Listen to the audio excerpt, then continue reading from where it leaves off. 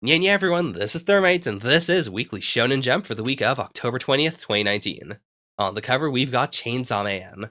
And, like, I don't know, for some reason, I doubt this was the cover of Jump this week. Like, not because it's not a good image, it's a really good image, but it's also, like, a very generic Chainsaw Man image. Like, um, I don't know what it is specifically. I think it's because for the last couple of images we've gotten, like when Viz does these banners, they're taking the Japanese Weekly Shonen Jump image and then like moving around the assets a bit. But with this one, like they didn't really move around the assets and they didn't like just extend this background over here. They specifically took this like a very 3D ink image and like composited it over the actual image itself. Very much like those Dr. Stone covers where you've got like the art drawn by Boichi, but then someone else has just like taken a stone texture and like slapped it all over it. I mean, maybe it could be that this is what the cover of Japanese Weekly Shonen Jump looks like, but I don't know. Something about that makes me feel weird. It feels way more like this was just a promo image, for bookstores or for some other project, some other thing promoting the series. And then Viz decided to use it for this week's cover because they couldn't use the other one for whatever reason.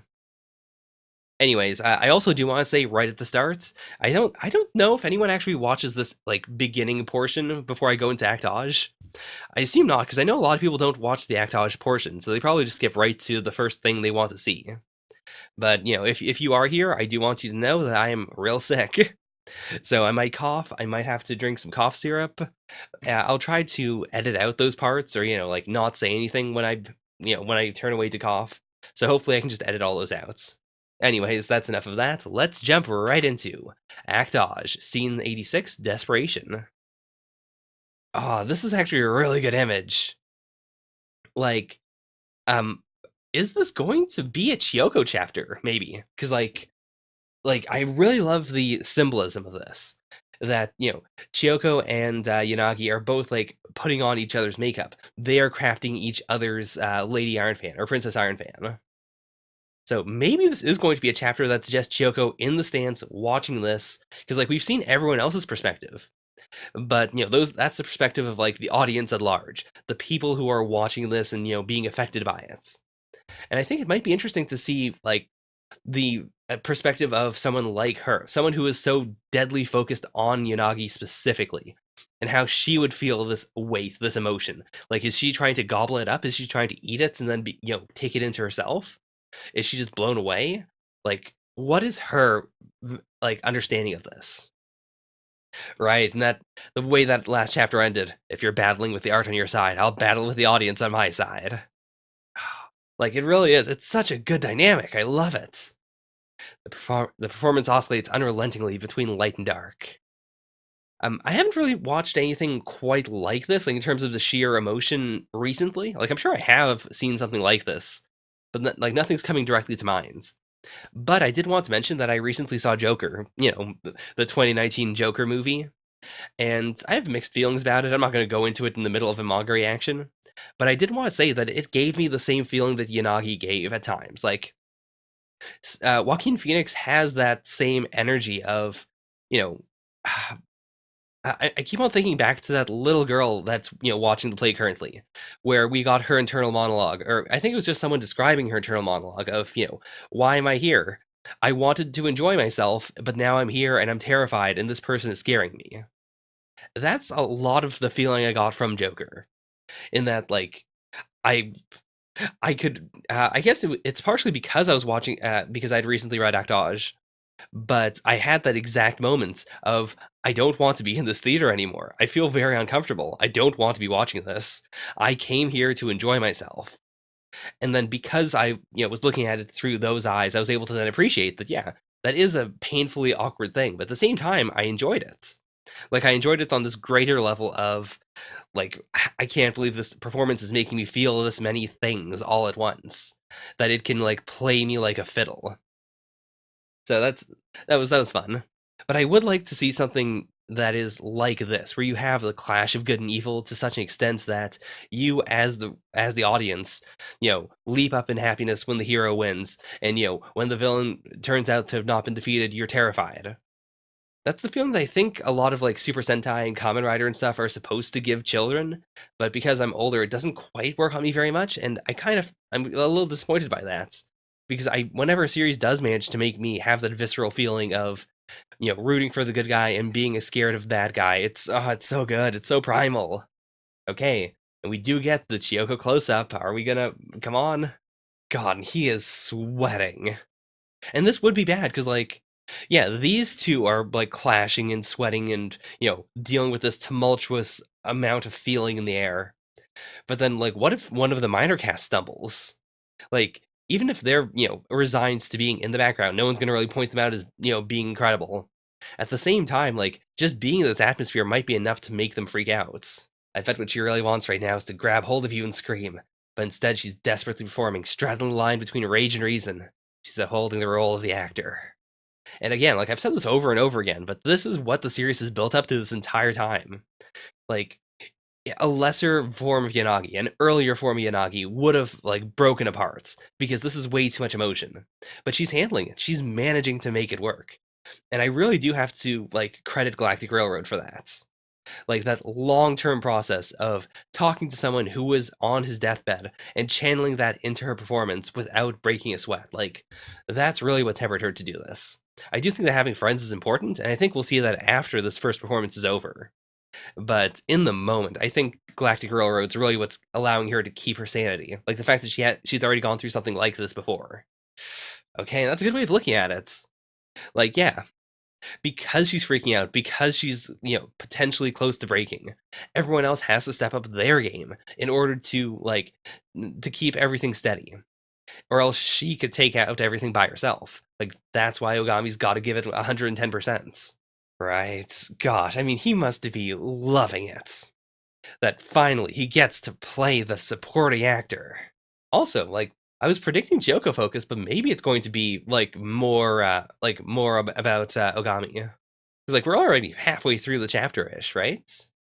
Yeah, like it's that collusion almost of, well, if we take this person on, other actors might get uppity, including our actors, but just in general, it's a bad idea.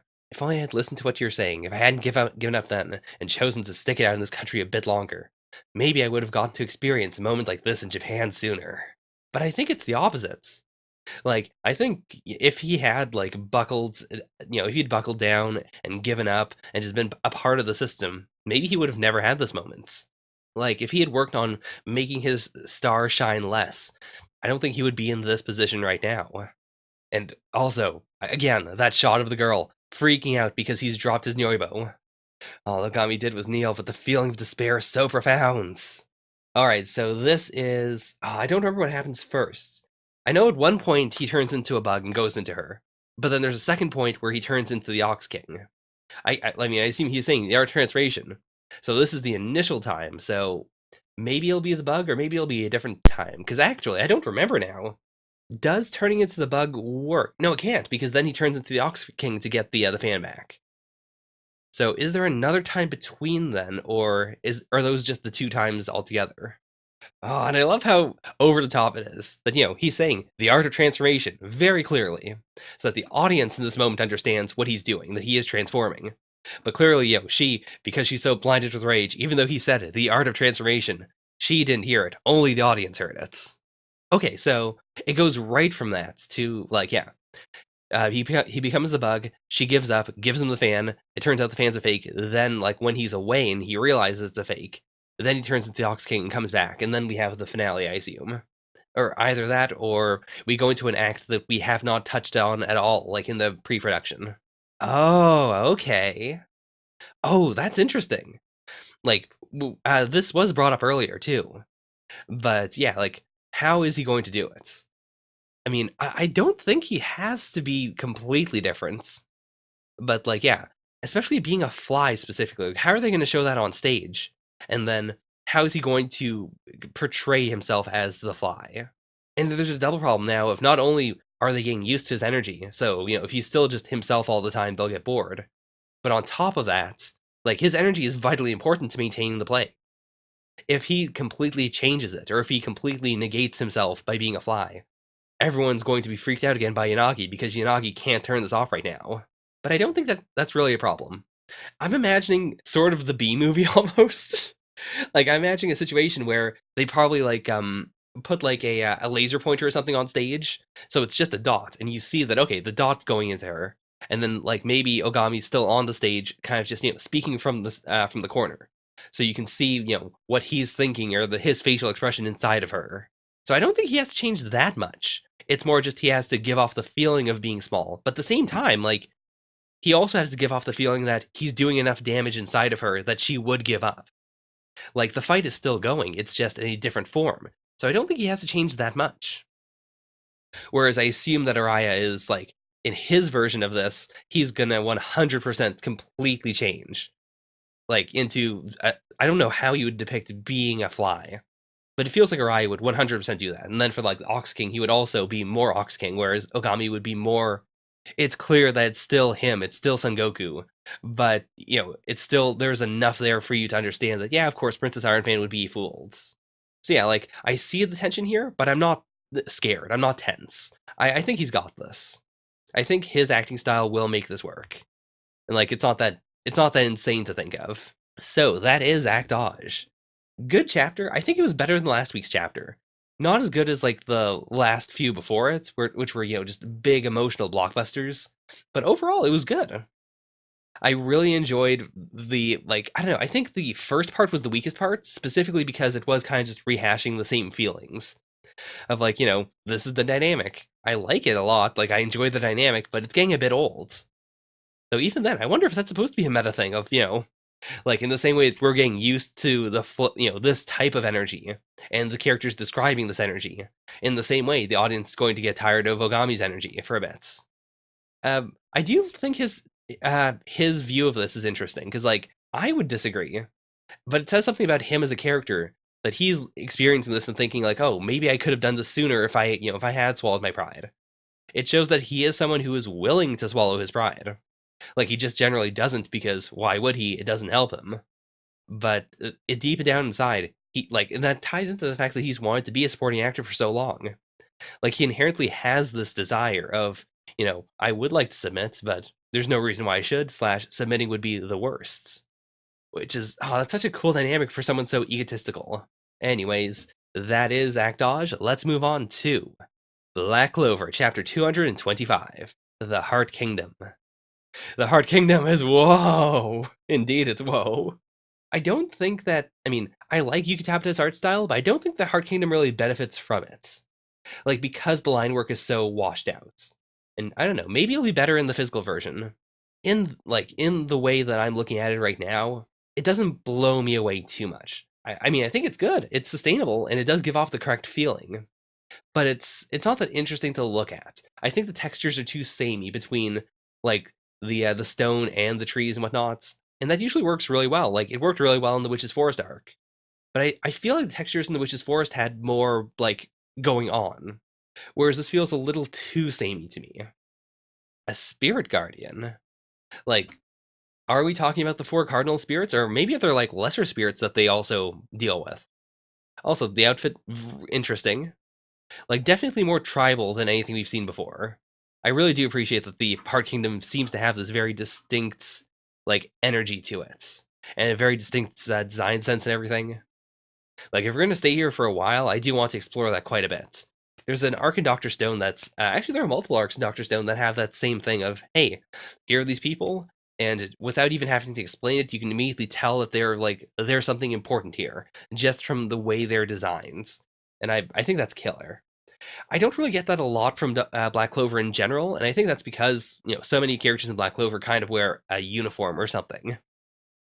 So like I'm not really paying attention to how specific they look. And then with like the elves, for instance, the elves are all wearing what their hosts were wearing before, so there wasn't a lot to really grab onto. Oh, that's so cool! Like the idea that mana here is such a like commodity that just zapping your food and drink with mana is just a normal thing that you would do. Aww.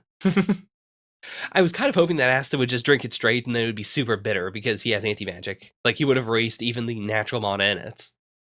But I mean, that's cute in its own way. Like it's not even that they're going up a waterfall. It's like they're going up water stairs.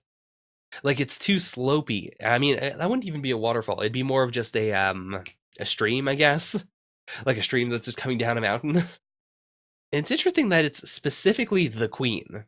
Like it's not even that they have a group or something. It's specifically just the queen by herself doing it. Okay. The Mist Barrier and the Water Spheres are a product of the queen's mana zone. I guess that also means that if they were to fight the queen at any point, it'd be pretty hopeless. I wonder if that also applies to like all the mana throughout the country. Like, is that a property of the country, or is that her mana zone? Because that's insane. Also, does it ever turn off? Like, does she keep up her mana zone 24/7, or is this a thing she does sometimes? Gosh, like imagine Marleona's like mana zone movement, but across an entire country. Okay, in every generation, acting as a priestess, the queen is made a pledge with the water spirit and is used as magic to protect the kingdom. Yeah, so extremely harmonious with nature. Also, 1,200 years. I have not been really keeping it like a lot of attention to the years specifically in Black Clover, so I don't know if that's before or after the betrayal of the elves. Oh, right, obviously. So he'll stay behind. He'll mostly have to fight Gaja, but the rest of them will teleport further ahead and hopefully catch up with Asta. He's floating without using magic. So like usually, like, because he's floating, I would have assumed he's using Mana Zone himself. But because they just said that the entire country is covered in the Queen's Mana Zone, maybe they have some sort of like symbiotic magic then, where without using any magic of his own, he can use the Queen's magic, or the Queen can like give him permission to use her magic. Because if so, that would also really bolster their military. Like imagine if in addition to being able to use their own spells for just general movement and stuff, they wouldn't have to expend anything at all. Oh, that's such a cool idea. I mean, it still leads to the problem of take out the queen and you take out the country. But I guess the reverse of that is if the queen is constantly empowering all of the soldiers protecting her, then she's never going to be hit. Ah, and the water armor, it's so good. Like it's so good, and I love that Noelle is like she's got that confidence finally. To break into this as not her last resort or something, but it's just a show of her strength. Ah. Oh, rare and powerful magic, definitely first stage. So the stages go like because he said third stage, I assumed it was like going up. Like so third stage was good, but I guess it's in reverse. Like first stage is the good magic, and then third stage is just mediocre. What did he say before? Oh yeah, that's only third stage. So okay, yeah, that makes sense. Okay, so we've got floating runes and like this sound effects. It looks like the runes are coming out of his grimoire too, and also that's a real like elaborate grimoire. We've got the heart there, of course, because it's a Heart Kingdom grimoire. Can't really make out anything else on it though. Like I just get the general sense that it's very ornate. I wonder if he also uses word magic actually. Like I mean, also compared to the like the word devil. Like could we see just a human being who uses similar magic, and then like the difference between how a human could use it and how someone like a demon could? Because I think that'd be like, without tying him directly to the word demon, that'd just be a really cool parallel. Okay, I've been waiting for your devil for the sake of my country. So, I mean, we still don't know quite what's going on here. Why I mean, we know vaguely why they want his devil, just because they want the strength of it. This is also an interesting spell because, like, it reminds me immediately of like Noelle's magic / her mother's magic, like the fact that it is this like armor made of water. But is that just a general like ability of the person who's contracted to the water spirits, or like is there more of a connection there? We know that Noelle's mother was cursed, like, and potentially the curse is what changed her mana to what it is now, or what it was prior to her death. So in that case, could it be that that the queen's also cursed? I don't really have anything to go off of apart from just the fact that like the queen suffuses the entire country with her mana, and she's willing to do all this stuff herself, but she's always like covered in shadow, and it seems like she wants to always keep her distance. Like even here she's creating a like a water golem to fight for her. So is it a situation where like she's disfigured, or she physically can't meet anyone else, and so Like she's doing all she can for the country, but she can't ever like see visitors directly or something. Also, this has been real fast. Like we went from the end of the previous arc to like, yeah, we had a couple chapters in between, which I enjoyed. Like I was worried that it was going to be a bit of a slog, but it really wasn't. We had world building, we had like, politics and stuff, but it was all very fast and breezy and interesting. And then within like 2 chapters of them saying we're gonna go to the Heart Kingdom, they're already in the Heart Kingdom and Ass is already, meeting the Queen. It is phenomenal. Like Black Clover, boy oh boy. I'm not gonna say that it should be more chill. Like, no, I really love this pace. It's just every single time I don't realize that it's going to be like this. Like every time we change arcs, I always think that it's gonna take a lot longer. I never consider the speed at which Black Clover moves generally. It is really nice. Like it's that speed and energy that I really loved from Bleach, but unlike Bleach, it's not very clunky when it comes to switching over. It feels like Yuki Tabata has properly thought things out and just, he's able to maintain this feeling of velocity without like actually moving too quickly for his own planning and his own like thoughts and stuff. It never feels to me like he's struggling. The only time I've really felt like he was ever struggling in any aspect of it was I think it was like a year ago or so when we saw like the sketchy pages during the Elf Invasion, and even then, that wasn't like an art. That wasn't like a writing thing. I mean, it was an art thing. God, Black Clover. I still find it very hard to recommend the series just because of the way it starts and how it's not super like incredible for quite a while, but it really is a series I'm looking forward to more and more as it continues going on. It like I mean that's also the hallmark of just a good shonen, in that the longer it builds up, the better it is. God. Anyways, that's Black Clover. I don't know if I would put that above Actage. They have similar they both tend to sink to the bottom, which is interesting. I think it's really just that like they are very similar in that they tend to have a lot of chapters that I like, but I don't like think are the best in Jump. And then every once in a while, like when an arc peaks or when we hit a climax of a certain like arc or mini arc, then they jump up in my rankings because then it's like, oh yeah, this is great, this is great, this is great, and then it goes back down to just generally being good. So I don't think it's like a knock on the series when they tend to like rank a bit lower. It's just that's the way they work, and overall, on average, they tend to be above average compared to other manga in general. Anyways, that's Black Clover. Let's move on to We Never Learn, chapter 132. On a dusky riverbank, she finally rose to the X.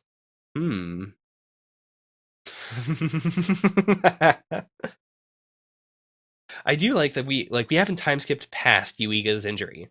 Like it is just a part of the series now. Aww. Also, strong continuity there. Yeah. Like Urka can take care of it for now, but I don't think Yuiga's family has the money to take care of a dog. Also, that's actually a really cool way of translating this. Like, I don't remember if this happened. I know we've had a couple of Yuiga, Urika, like English arcs, but I don't remember how they handled the English and Japanese. Like, I know they've changed the way they handle it depending on the arc or depending on the chapter. But I really like the idea of it just being like, like the bubbles are basically the same as they were in Japanese. It's just, the kanji have been romanized. Because like it would be too weird if you just translated it twice. It makes sense that yeah, she's saying it in Japanese and it gives us the same feeling of in Japanese, a Japanese reader would be seeing half of this without understanding the words, or like they see the translation there. Whereas like here, I don't know why I'm trying to explain this. It's very obvious. It's very clear what they're doing. I mean, that's the struggle. The more he trains her, like the more he's preparing her to eventually go to Australia. Which like because I really do like this implementation of her as a childhood friend. Because now like I'm sure he does have like romantic feelings towards her a little bit in the same way he does for the entire cast. Like he's a teenage boy, of course. But I really like this specific thing because yeah, of course he would feel sentimental. Of course he would feel conflicted about it. Like he wants what's best for her, and going overseas is really, really like a great thing that she could do. It'll improve her, like her standing as a professional swimmer significantly. But at the same time, like I really like that he is conflicted about it. He doesn't want to hold her back, but at the same time, you can't help but feel a little bit, um, I don't know, what's the term? I don't want to say that he would be like bad in any way. It's just, it's difficult, I guess. It's difficult to let go. Oh god. Oh god. Okay, so, Oh, and that's what it meant at the start with she finally rose to the X. So I guess it's she finally rose to the dog. Like the dog will find a way to keep on hopping boats and she has to row to it. And yeah, of course, they're not going to catch up if it's just Naruyuki. I just instinctively assumed that there was like a second like set of paddles that she was using. Like, yeah, there's no way he'd be able to catch up. Oh boy, oh boy. That's a strong kaboof. Don't talk now. No, we're not cuddling. I don't smell anything. Oh my god, really? That is such a callback. That is I remember that chapter pretty well, actually. It's the one where, again, they were doing this thing, like, Naruyuki and, like, boy, I keep on forgetting her name, even though she's, a long-running character, Urika. Like, they had this day where they were like, all right, we're gonna only speak in English for this entire day. And they kept on saying vaguely lewd things to one another, and then these guys tried to pick her up after, she gave them good directions. And then he showed up and it was like, hey, she's my one and only or something. Look, Rick, it's that cute couple again. Let's leave them alone, Damien. We're interrupting their dates. Are these two a couple, or are they just really good friends who've been in Japan for like half a year now? Oh, but of course, because they want to leave them alone, they're also taking the dog further away. And we do know that Urika like actually perceives English better than Naruyuki does. Like Naruyuki has a better grasp on the general fundamentals, but Urika's actually a really good conversation because we had the same gag, like a very similar gag in 59 of them, like they were saying something like, oh, one and only, that's super cute, and then Yuiga didn't get it, but she did. These two, gosh, Urika is so adorable. I mean, really, any character in We Never Learn is adorable. Taishi Susui's art style has just become amazing. Like, I would definitely just read, like, a Hello Kitty-esque series from him where it's just, like, pure moe blob. Like, I honestly do hope, like, now that he has a kid especially, that the next thing he does after We Never Learn, like, I'd be super into it if he did something that was for, like, younger audiences. Like, even younger audiences, because his art's gotten so good and so cute. So if he wants to do anything, really, he's earned it at this point. Oh. No, there's no way, though. We Never Learn is not JoJo's. They're not going to kill a dog. And that's actually really good. Like, even in 59, her, her English was okay, but it was a bit rough. Like, I definitely remember a few gags where, like, she was trying to say something, but she, had to use weird adjectives. But this is extremely coherent. I also wonder how well this translates in Japanese, like, in the official, like, in the original release. Because the structure is absolutely perfect. And I'm sure that Taishi probably like had it run past, like maybe someone from Viz even, like beforehand for the Japanese release. Like, hey, can you make sure this is perfect English? But like, does that get across to a native Japanese speaker that, oh, the formatting of this is perfect? Description: good looking, distinctive eyebrows. Aww. Also, yeah, did that dog just leap ashore from moving boats? That is legitimately super cool. Because yeah, like that also solves the problem. Like he was just a dog on the street and he had a collar, so cool. Yeah, and that is really nice. Like again, we didn't get what I thought they were going to do, where it's like always two girls like working on each other's relationships, but this was really nice, especially because again, Urika is getting ready to leave. Like I think out of anyone, she does deserve more time with Yuiga, specifically because like by the end of the series, she will be moving away. I do think she's going to be part of the core cast the entire time. Like I think the series is going to end around when she leaves. Like if Yuiga decides to hook up with Sensei or one of the other girls, probably Sensei, I think like Urika will be there to say like, "Hey, you dummy, treat her right," and then she'll go to Australia. Like I don't think he's going to break the news to her over Skype or something. Ah, and that's actually a really melancholy way to end the chapter too. Like We Never Learn rarely does that. It's usually like a gag or like just something kind of ambiguous. But that's actually really like not solemn, but yeah, like it's a bit of a down note. All right, good chapter. Like not a super standout chapter, but pretty good. Like I do think Black Clover was better this week then. So we're doing this. Hopefully we don't have it like line up exactly the same the entire way. But all right, so that was We Never Learn. Let's move on right to Mission Yozakura Family, Chapter 9. Okay, so maybe a vigilante, perhaps? Now then, next is... Okay. Okay, so Sensei's still here. They're working hard to, like, warm up to her. So maybe she will be, like, a character going forward. That'd be kind of cool if, like, she's the super strict person, but if they do, like, a We Never Learned Sensei thing with her, actually, that'd be pretty cool. Like, at the very least, she seems like she's trying to be a good teacher now. Okay, yes, please recap us. What happened in this last week? I guess not. I guess we're not getting a recap, or like we're not going to see what happened between the family reuniting and now. I mean, I don't know. Was that an entire week? Maybe it was. Okay. Oh boy. So clearly, this was the guy from the first page. So, like, either he's just not a policeman, or he is a policeman, but he's also a vigilante on the side. Oh boy. Okay. Lots of garbage bags. Oh, are those all the people he just killed? Maybe. I mean, I'm surprised it had to be on the dark web, considering that spy stuff seems to just be on Twitter in this universe.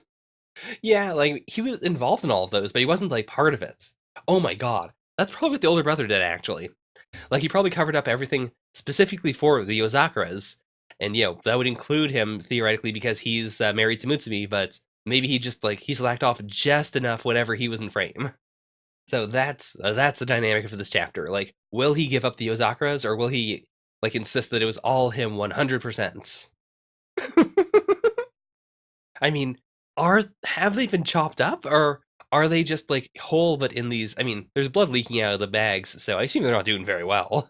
I mean, we saw them beforehand, like, they weren't doing well then, but, like, are they dead? Or are they just, like, knocked out? Oh, that light just now, and all my leaked information, and then Mutsumi too. The light is the thing that's weirding me out the most. Like, I saw it before, but I didn't think it was, like, a thing. Like, I see maybe he's being filmed. Like, that would explain it. Ah, okay, so it was all a setup. So that was the light. Like, yeah. He saw, like, the tiniest bit of one of his wires.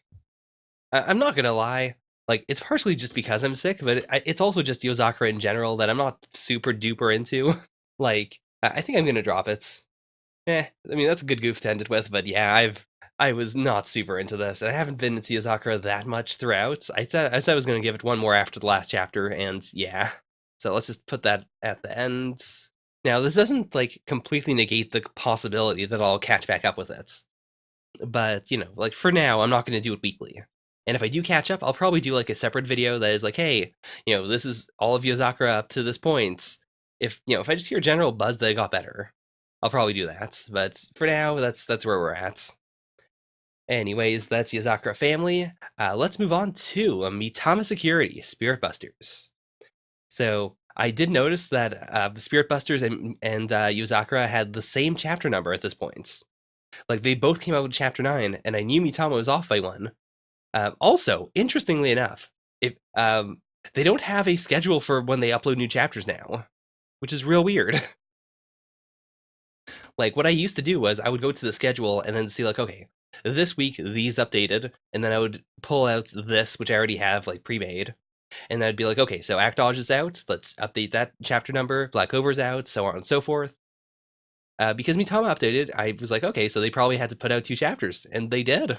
So I guess we're just going to do both of them. Incidentally, now that I've already, like, updated most of it, I don't really need the schedule anymore, but it's still, like, I liked having it there. Even if I never really looked at it, like, super in advance, so it wasn't like it really helped me with, knowing when One Piece was off or not. Like, I still liked it there. I assume they took it down because of all the recent, like, early weeks that have been happening, and the fact that those didn't quite line up with what they said was going to happen. So, like, why put out incorrect information? Anyways, let's do chapter 8, and then we'll do chapter 9. Yeah, that's a bad-looking report.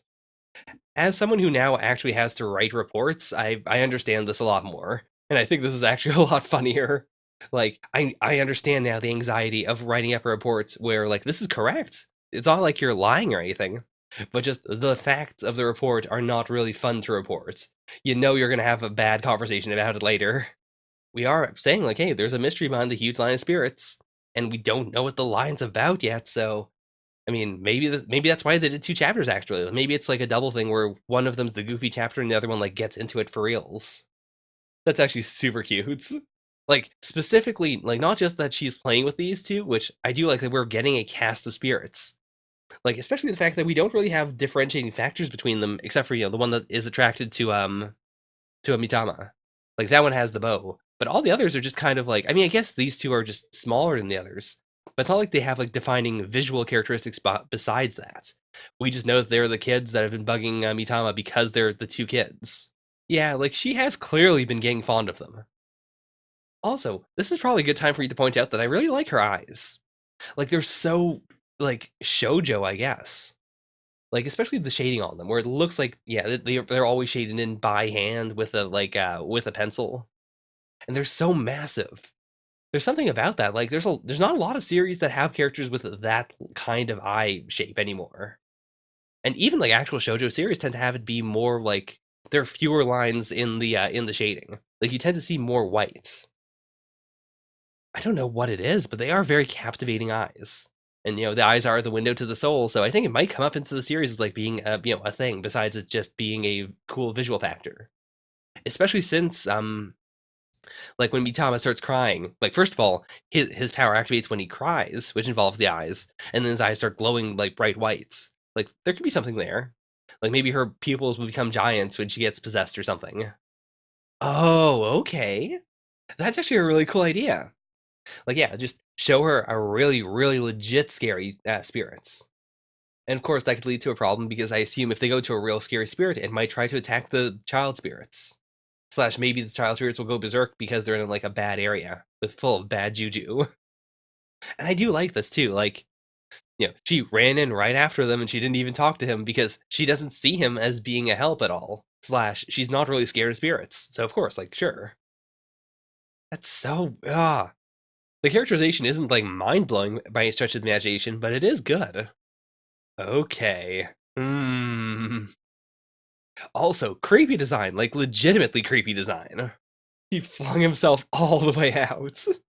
I mean, I think like this might be okay too if like we get a chapter where the gag is, hey, it's fine because this also is not a bad spirits, and then we eventually build up to a situation where there is a bad spirits. Like, not that the series needs to get serious or anything, but I think that like they could have it both ways if they wanted to. This isn't scary enough. I need bigger, scarier spirits.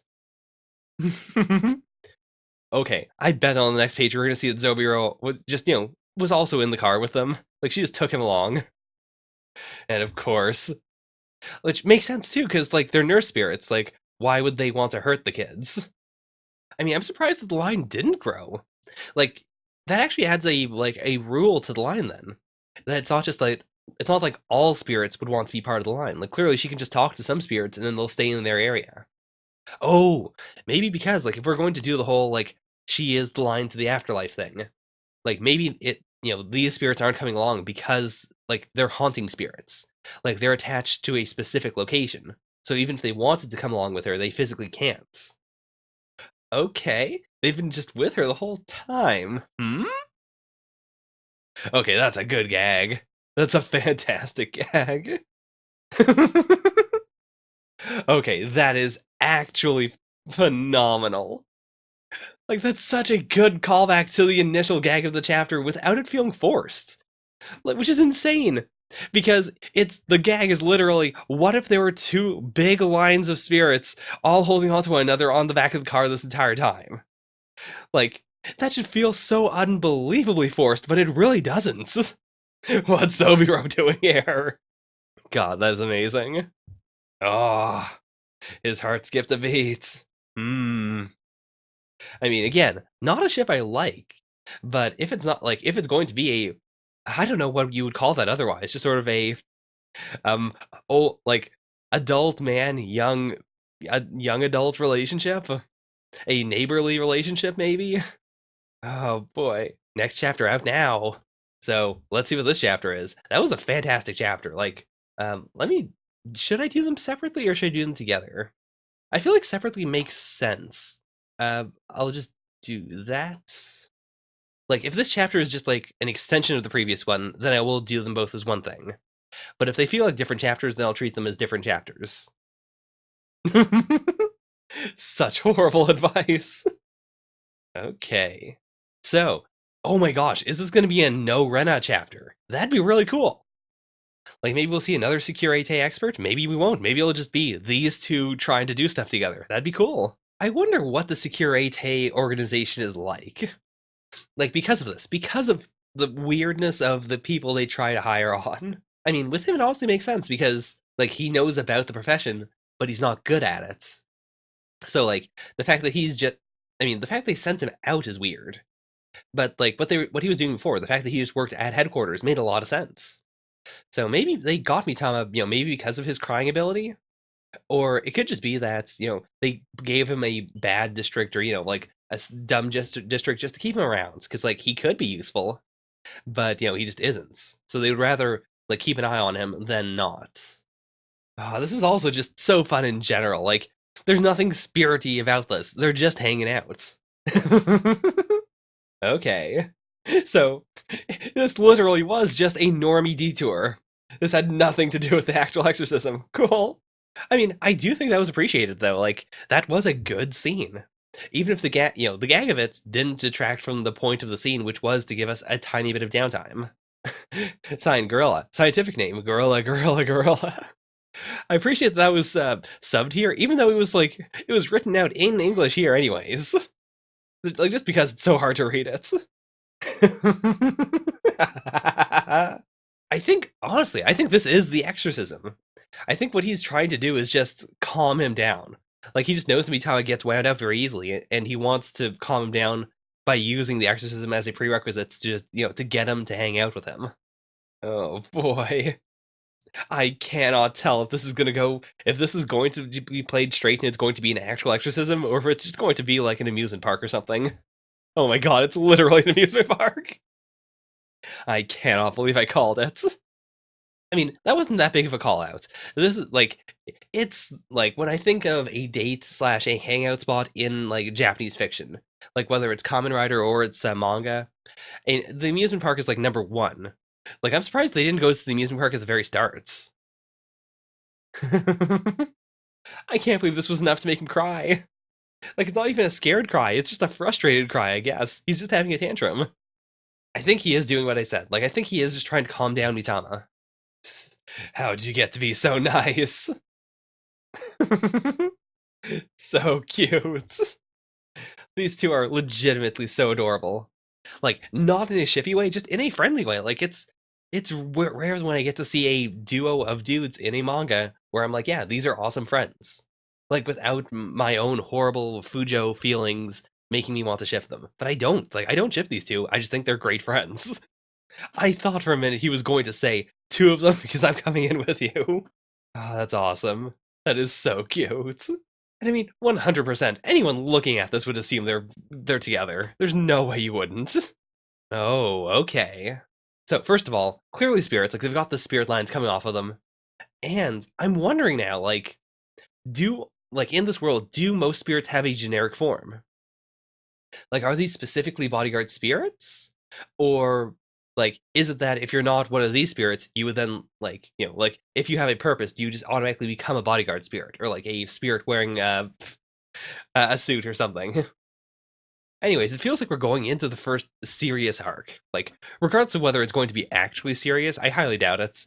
Like, Mitama's been very gag focused, and I know the typical thing for a shonen series is, you start off real comedic, and then you get less and less comedic as you pick up the pace, as you introduce concepts, as you take early comedic concepts and rework them to be serious. Like, it's the classic way to do it. It's very possible that Mitama's going to do it, but I don't think it will. Like, just because of how gaggy it's been. Generally, like, a series that does something like that isn't like super gag forward. It's usually more just like generally comedic. But I think Mitama's like clearly planted its foot into being a gag series, like Psyche Kusuo, for instance, where like Psyche has serious arcs, but they're very few and far between. I feel like Mitama's going to be similar. Like we're going to see like what Securite experts can really do. We'll see like the dark side of spirit users. But overall, I assume it's going to be mostly gaggy slash like even this arc is probably going to have a ton of gags. So I'm excited to see it. See, this is the energy that I never had when I was reading Sakura. What was it again? Yozakura Family. Like it's that inherent feeling of I want to keep on going. I want to see where this goes. So, I think these were both better than We Never Learn. Like, I thought it was a good We Never Learn chapter, but I do think these chapters were better, and I do think 9 was worse than 8. Like, 8 was fantastic with the gags. Plus, like, it was super out there. It was interesting and different in a way that a lot of Spirit Busters chapters aren't. But like this chapter was more just eh. I did like how slice of lifey it was. It was fun and it was very different from what the series usually does. And I am intrigued by, the idea that we might be doing a serious arc. Maybe it'll be a fake out, who knows? But eh, like it wasn't as enjoyable as the previous chapter. Which kind of sucks. Like I do think this is a how would I put this? Chapter 9 is the chapter I would like I'd like to see more chapters like this. I'd like to see more like um out there chapters of the series. I'd like to see more that, just do different things that are willing to not just be gag after gag after gag. But I think as far as like enjoyability goes, chapter 8 was better.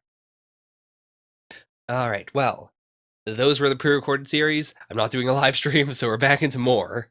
I'm not doing the gag I usually do of, just replacing that with more pre-recorded series because, like, I do want to make clear that when I do a live stream, these will be the live stream series. But I'm just not doing a live stream. Anyways, let's jump right into Chainsaw Man, chapter 43. Pochita, I like 2 girls now. Guess who?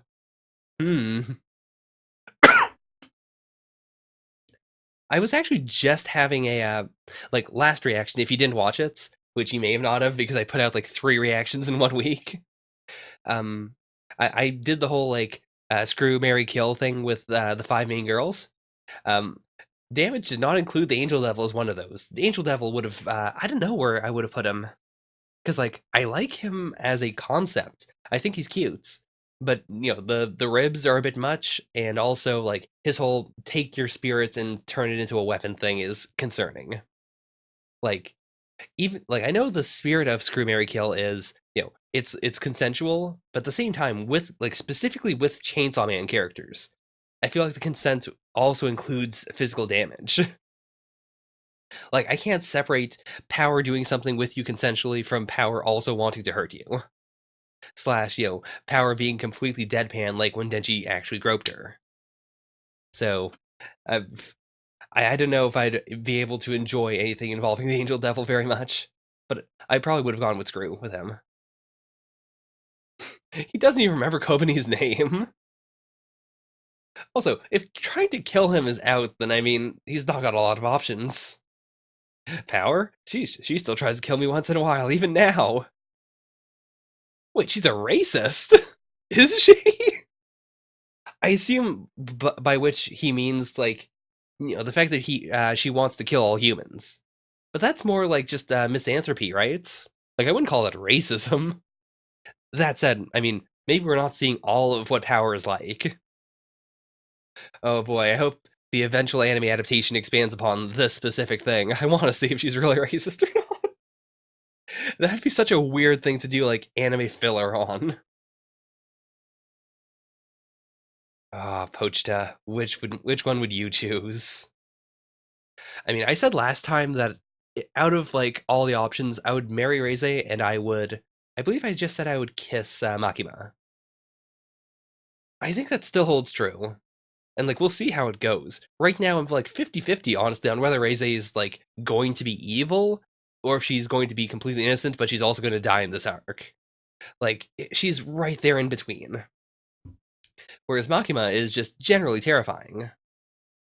I do think that like if Reze is exactly the way she's been portraying herself, then I think she would be better than Makima just because I can't read Makima very well. Like I feel like if you were married to her, or if you were just, if she was your girlfriend, you would have a lot of problems. Like there's a lot you just would not understand. She would be very distant. Even when she was being intimate at the same time, she would feel weird and distant. Whereas like Reze seems like she's really just putting it all out on the table. Jane fell asleep in the church. Interesting title. I assume that's got to be like a movie reference, right? All right, we are back. Hopefully, I'm a little less sick. I feel sick, but I think I sound a bit better. Anyways, in the time between then and now, I've been thinking about this question of Pochita, which one would you choose? And I really don't know, because, like, we don't know that much about Pochita himself, like, as a person. We know Pochita was super chill, and it seems like Pochita was just kind of cool with whatever Denji wanted to do. Like, his last wish was, show me your dreams. So, like, I feel like the obvious answer would be, oh, he would just choose whatever Denji chooses. And then, depending on whether there's something crazy going on with Makima, you might go like, oh, if Makima is secretly the Gun Devil, then maybe, I mean, that could go either way. Maybe Pochita would have been like, yeah, go for her. Or maybe he would have been like, no, she's bad news. She's my ex. Whereas Reze is the easy choice. And I think Pochita, like, overall would probably prefer it if Denji went with Reze. But then again, like, that's going into, as I said earlier, whether Reze ends up being, like, a normal person who is then going to be horribly butchered in this arc, or if she is a, not so normal person who ends up being, like, the lightning devil or something. I don't know. I could really go either way. Like, based on the setup we've had thus far, I cannot tell. I mean, whatever happens, I hope it's not too explicit. Like, I mean, gore and violence, maybe, but, when it comes to sexual violence in general, I'm just not very good with it, so I would personally prefer it if it didn't happen. Also, I don't know how far you can go in Shonen Jump with that kind of thing. Oh, right, you're the cheese, like, yeah, you are the bait to draw Denji. For a minute there, I thought he meant cheese in, like, like, the big cheese, like, the person who's paying me, which would have been super wild. Okay. I mean, oh, okay. Okay, so that's where we're going with this. Like, I mean, really, this page turn could have been anything. So I'm not super blown away. I was kind of expecting it, but not totally. It's interesting that, like, it's not that she's using a crazy demon power, though. Like, it's just martial arts. God damn. Wait, what? Um, so that is definitely Russian, which is not what I was expecting. Is she a Russian spy? Actually, I could probably just figure out what this is, couldn't I? I have the power. Like, I've got a phone. Plus, I mean, I know you guys have been missing me just using my phone in the middle of a reaction. Okay, so starting with this page, it's... Oh, my date with Jane already. Okay, so that's why the title is called, what was it again? Jane Fell Asleep in the Church. So, the Google Translate thing is, my date with Jane all done. Ooh, in the morning, we'll go together to church. We will drink coffee, and there are omelets in a plate. After that, as we take a walk in the park, we will go to the aquarium and see favorite Jane and dolphins and penguins. After lunch, we will rest. So, what we done in the morning, we will talk about. We don't remember this yet. We are not remember. And at night, we will be to sleep in churches. I mean, I imagine it sounds a lot better in the original Russian. Okay. And she immediately was able to guess that, yes, it's Typhoon. Lady Reze. So first of all, like, this is also not a moniker she's using, or not a moniker, what I'm trying to say. Like, Reze is not a code name or like a fake name she's using. Like, a normal devil that is completely, like, yeah, like, this devil knows her as Reze. Huh. Boy, oh boy. Also, what does Reze mean? Before, I didn't really look into it. I was just like, it's a cool name, I guess. That's a really specific. Actually, what language is this? Because actually, like, that specific definition of eating scraps or remnants of food, one who eats scraps, like, it doesn't really fit her demeanor here, in which she's very clearly the one in charge, like the one that the Typhoon is scared of, and the person who is clearly, like, attempting to take on Denji for her own. Like, Denji is not a scrap; he is the full course. But at the same time, like, that does fit the whole food theme of Devils so far, and what may or may not be going on with Makima and the fact that she's always hungry. Like, there's something there. There's not enough for me to really put my finger on it, but I'm interested. Huh.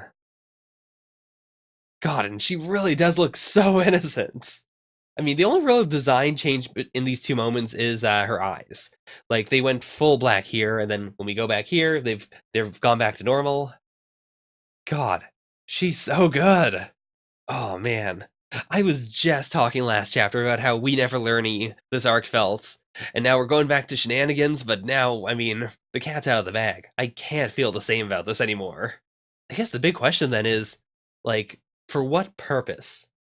Because, like, a devil was calling her Lady Reze, and because she seemed to act as if it was just, like, it may have just been complete coincidence that she knew about the Typhoon Devil, but it felt more like she was in control. Like if it was any devil, she would have been able to talk to them like that. That might just be me overthinking it though. Like I'm wondering if she's some sort of devil royalty, perhaps. Like especially with the lady part of it. So, what is the plan here? Because like, okay, devil royalty aside, the easy option here is that she's like a member of the KGB or something, which I could see. Like I could see her saying, "Hey, run away with me to Russia," and then the Russian government taking him in. That's also very much a possibility. Okay, it's a big ask. Like, I mean, it would be a big ask for most people, but for Denji, like for someone who came from nothing, and for someone who doesn't really have like any real strong attachment to this job, like it is just a job to him. It's a job where if he says no, they'll kill him too. So I could see him saying yes. He's definitely the kind of person who would like jump in on this, like someone who would take that impulse.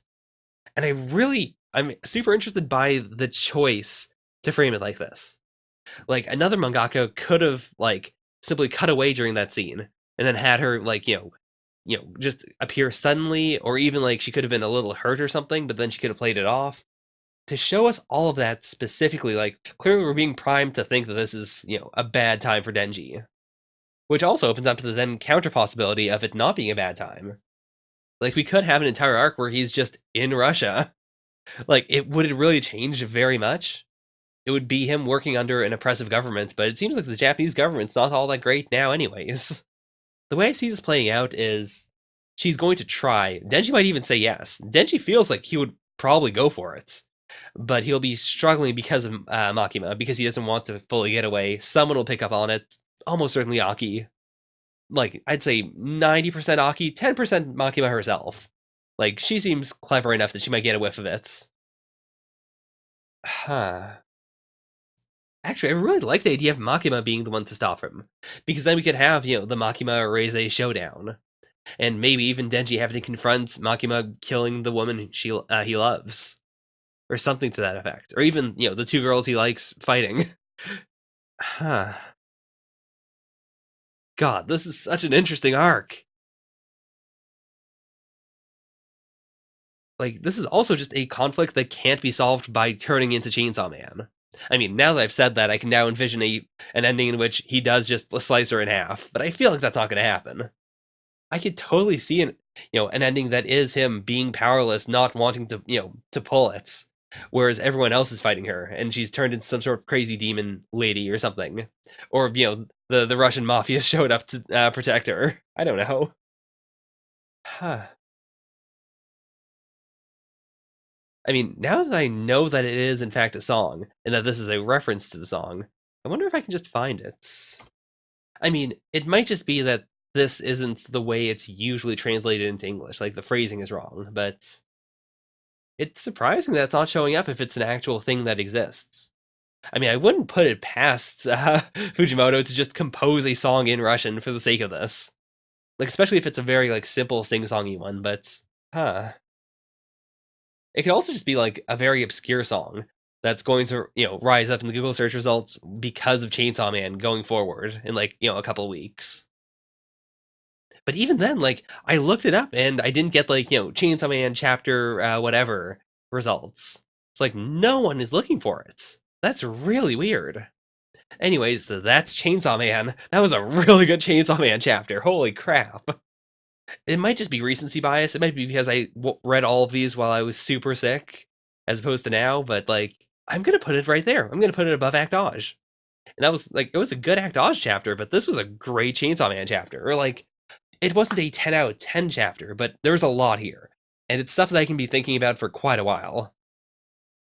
Alright, so that's Chainsaw Man. Let's jump over to The Promised Neverland, chapter 155. I mean, it's really, like, the focus on the kids that's super freaky. Oh, Dad, Mom. Yeah, like it's not just a situation of okay, kill the monsters and save the ones that haven't turned yet, because like they could all turn.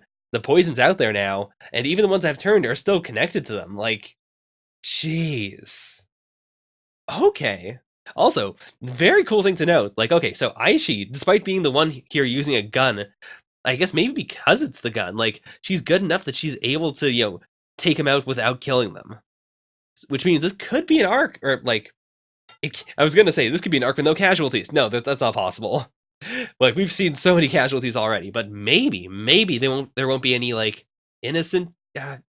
Even that's wrong, because like the royal family was full of innocent people. There were children there, but like I guess they're going to at the very least try to reduce the amount of casualties. We can say that at the very least. If you've seen Inuyasha, like, do you remember the move that Inuyasha does like twice in the entire series, where he takes his blood and like flings it at people at super high pressure? It'd be cool if Sanji could do that. Like, if he could just shoot people with his blood in order to cure them. Huh, damn! Okay, never mind. I mean, that is the fastest way to find out, but that's also a whole arm. I mean, to be fair, Sonju is a demon, he can regenerate, but still, that feels like a lot. Like, a finger would work too. Also, like, what a thing to have happen. Like, the need to, the fact that you'll never degenerate again is equivalent to just, like, either never getting sick or being immortal. One of the two. Probably being immortal, because, like, demons seem to live basically forever as long as they keep on eating. Like, even, the wild ones can still survive for a long time just, eating random other stuff. So, this is literally like if terrorists attacked your town, and then immediately afterwards someone came out and started giving everyone immortality. Okay, I mean, if they've got the blood around, like, that means they can vaccinate anyone who hasn't been affected yet, and, I mean, entire hand might be a bit much, but now they know it works, they could probably get away with just cutting off, like, Sonju's fingertips or something. That'd be fine. Chapter 155, Resurgence. I assume being both the resurgence of the demons in the capital at large, like by spreading the evil. I guess it is the evil blood, right? By spreading the evil blood, we are now causing resurgence in the population, while also being the resurgence of Queen Lagravlama. I really do appreciate that. Like, she's been so tenacious without being a final boss in terms of like feeling too video gamey. Like, if she gets a third form, I'd feel a little weird about that. But if this is just, her last strike, I think that's more than fair. Also, that's a fair compromise. I was saying before, like, maybe she's going to kill someone, maybe she won't. I think, like, just losing a leg is way more than enough. Like, it's enough to show that, yeah, Sislo screwed up. Also, she's going to most likely regenerate her entire head based on that. But, like, it's not such a downfall that, like, it's not so much of a punishment that it feels, like, unnecessary. Or it doesn't feel unearned. Like, Sislo's definitely earned losing a leg. He's killed so many children. Okay. I mean, I was just talking about boss battles, but maybe we are getting Queen Lagravlama version 2.0. Oh, something's not right. I mean, her head does look very different there. Okay. What is happening? Oh boy. Actually, I mean, if we're talking about boss battles, is this going to be the consume everything and become a giant mutant Akira-esque blob? Like, I mean, that'd feel a little weird for Promised Neverland. Promised Neverland has never been a series for like massive boss battles. Like, they've fought big demons, but even they've been like about as threatening as smaller demons. Just it's raw power instead of tactics. Also, there's not like a whole lot here to do a boss battle with. Like, it's not like the fight against Luvis, which I do think felt a lot like a boss battle, and that worked really well because they had a ton of weapons, but they also had like very limited ammo. There's a sense of tension of, hey, they have the power needed to kill him. Maybe we don't know how much you're gonna generate though, and that was compacted with just the sheer action, the fact there were so many of them, and that despite the numbers advantage, it still felt like he was dominating for like half the fights. Whereas, like, I'm not sure how the kids could fight a giant Akira blob without it being, too weird and too, like, not what the series is about. Although, even the corpses are contaminated with the poison. So maybe it's going to just be a last resort thing. Like, it's killing her as much as it's healing her. Also, what do you mean? Is that also a demon? They're all demons. What do you mean? Oh, what? Maybe the way you're supposed to read that is that also a demon? Like, even this grotesque form is so unlike any of the demons you've seen thus far. I think that's how you're supposed to read it. I just misread it. I'm assuming that it's just a different core. Which, first of all, I hope we get the answer. It's so unnecessary, but I still want it in the series itself.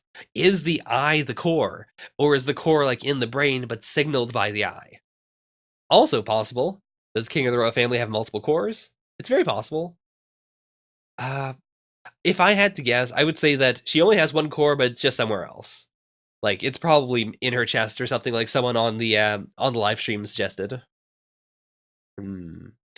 It feels like heroic sacrifice time. Not that I think he's going to really, perform a heroic sacrifice, or like I don't think it's gonna stick, but I feel like he's gonna try. Wait, what? Wait, what? Did literally the queen of all demons end up eating her?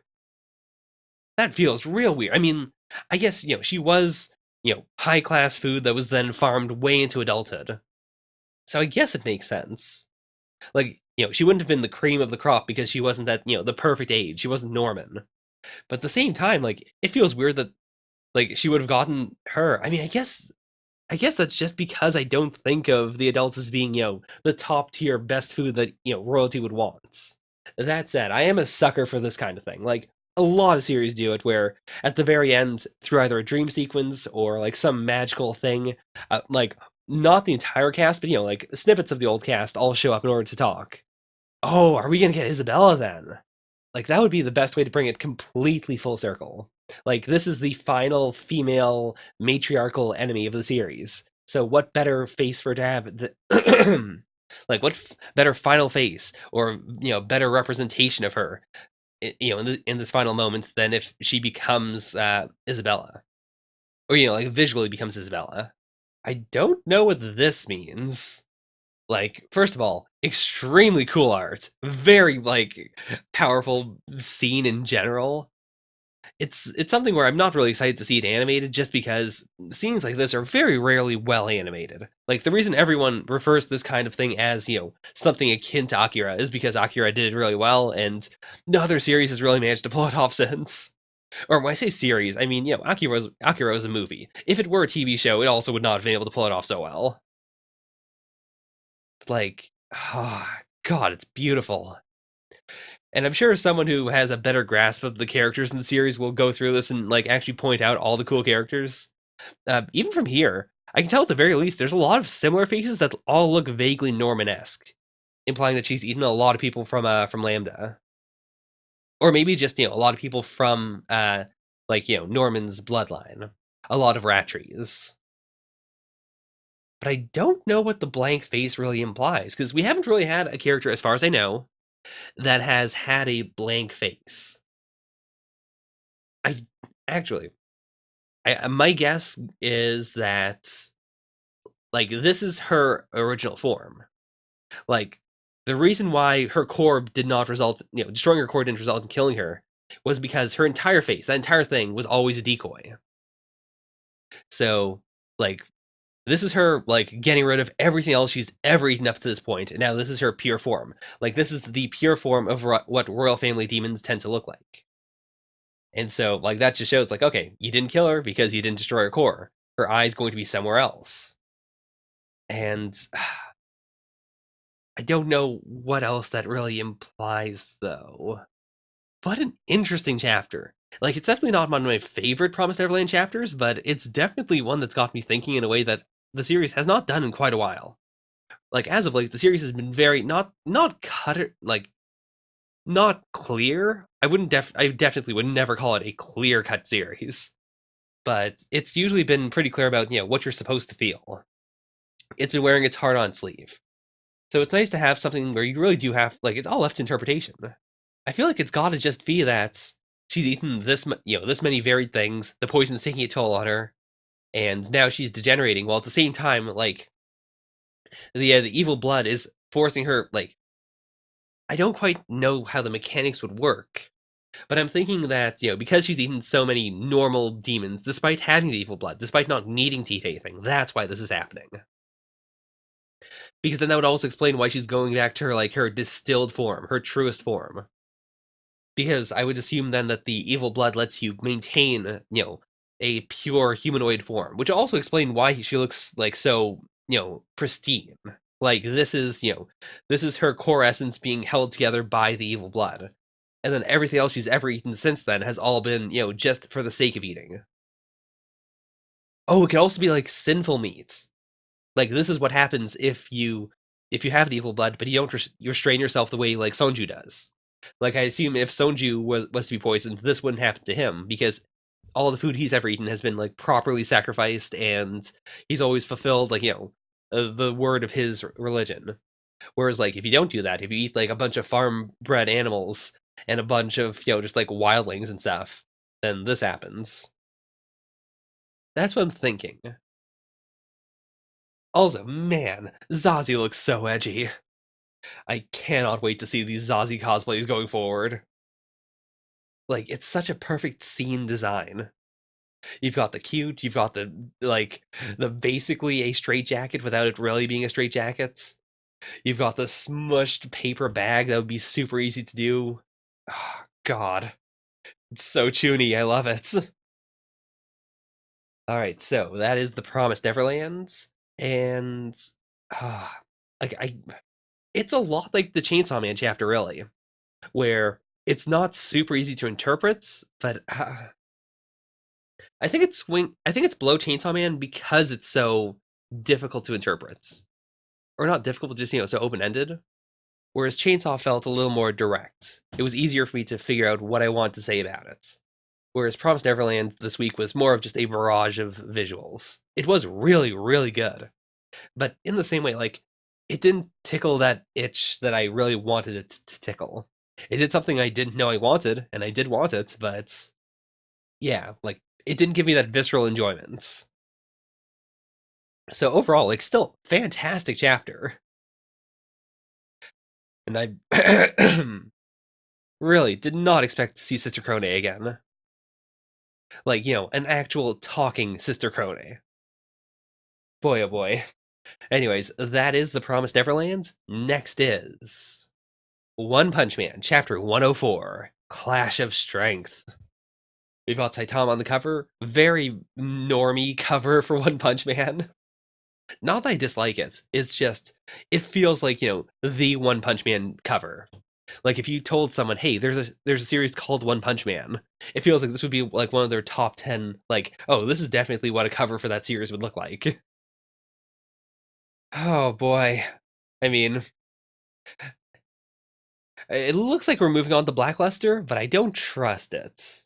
I feel like we're gonna come back to Puri Puri Prisoner. Like, just because this whole thing has not ended yet, he's still not fought Hairman, so we'll see how it goes. Was this in the webcomic?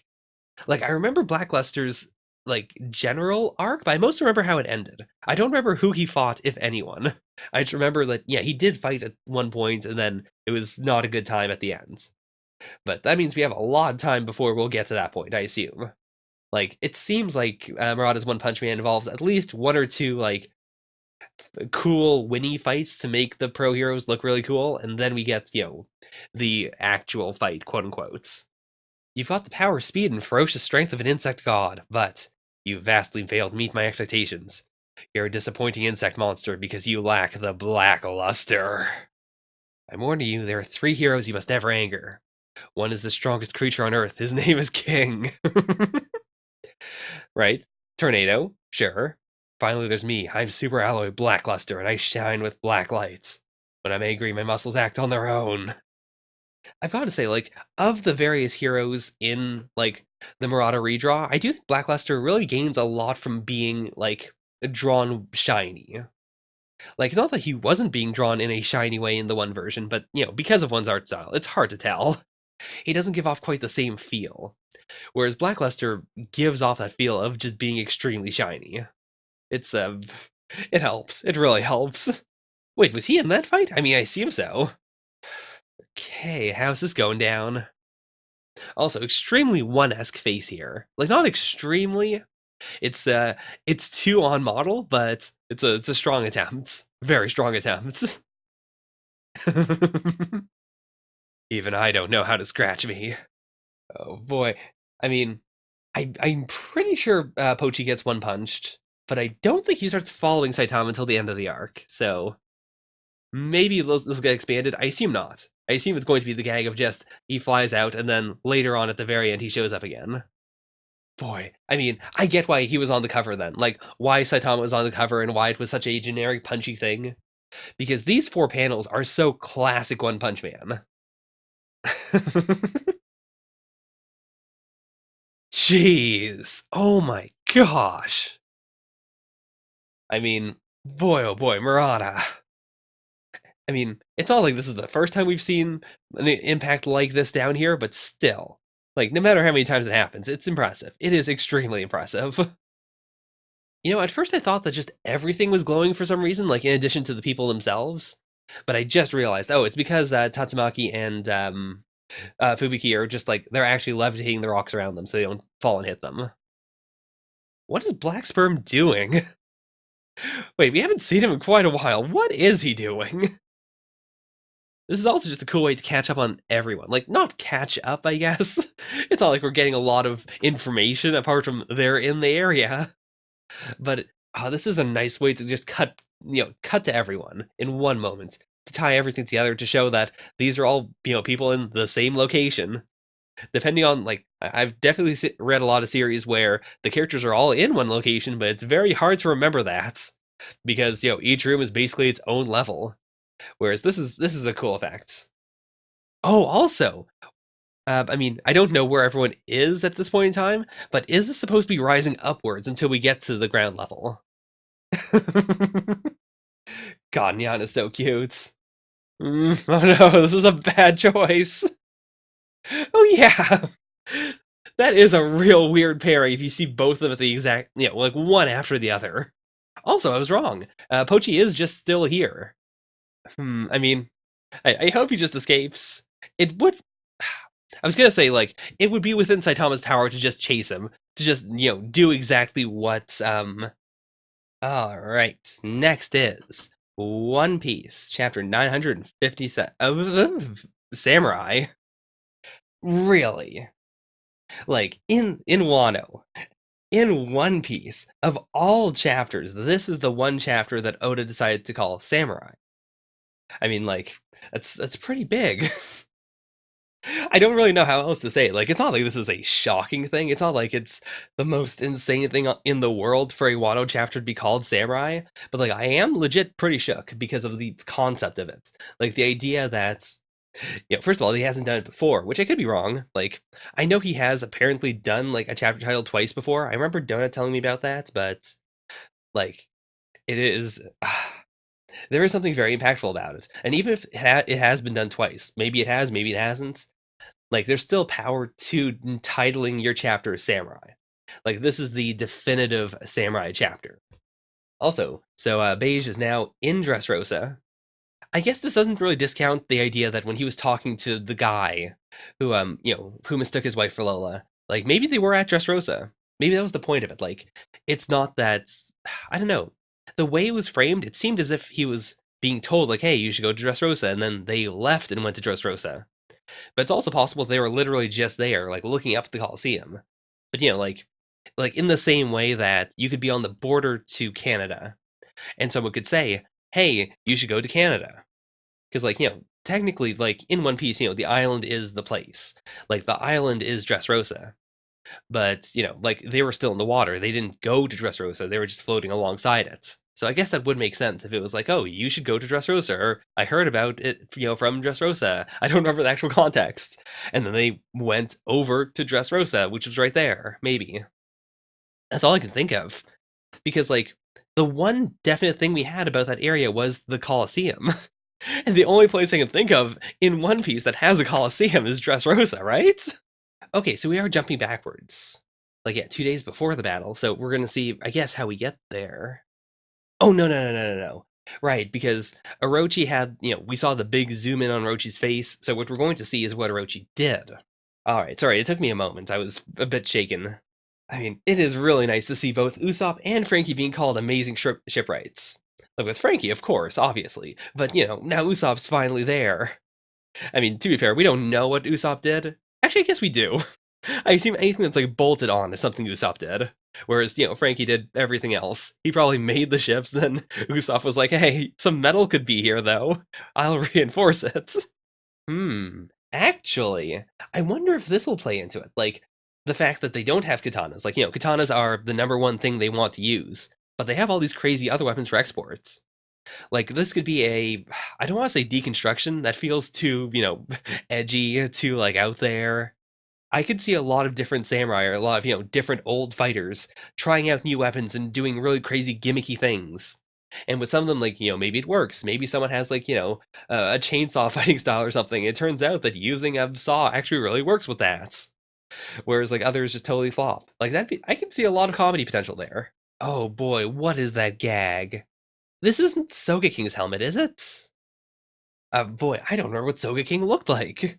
I feel like that's supposed to be the joke, right? Right?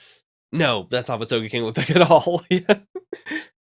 But then, is it just a joke based on the fact that it looks like a Kabutomushi, maybe? I feel like that's supposed to be a reference, but I don't get it. Oh. I mean, honestly, Luffy looks goofy, but it's also not a bad look. Whereas, like, oh my gosh, Brook. Brook looks amazing. He looks like the final boss. He looks like an enemy warrior, or like an allied warrior. He looks super dignified. It works really well with him. And Chopper just looks cute. I like the Chopper went for both types of horns, like both the one in the middle and the like big antlers. Did he just yell Enma when he sliced? Also, I wonder if that's going to be just Enma's gag. I mean, like, clearly it is already, but I mean, like, are we going to keep on doing that going forward? Are we going to have the moment every arc where Zoro gets mad and yells Enma and then slices off an entire part of the islands? I mean, that would be a really funny gag, actually, because, like, I said that as a joke, but One Piece mostly takes place on islands, big shocker, which means you should theoretically be able to do that once every single arc. There aren't any islands where it's like, oh, this island is made of indestructible Gundanium alloy. So, theoretically, he should be able to do it in every single arc. Oh boy, did these people have names before? Or are we just getting them now? Huh, turning too long depends on the luck of the moment. What does that mean? I mean, like, I assume what she's saying is just, um, oh, I'm being dumb. From it, like, they just talked about the full moon and, if it's hidden by clouds. But for some reason, I took that to mean, like, oh, even if the moon's out, there's still a chance that you won't turn too long. But no, what Wanda means is literally just, is the moon out and shining brightly full? Like, can you see the whole thing? Okay, yeah, and Cat Viper still is, not accounted for. I didn't really know where he was at the moment, so it's good to know that, he's not supposed to be here. That he is away, like, the fact that he's going to show up later on is, like, a point. Oda didn't just forget to show him. Oh, and we're even bringing up Jinbei.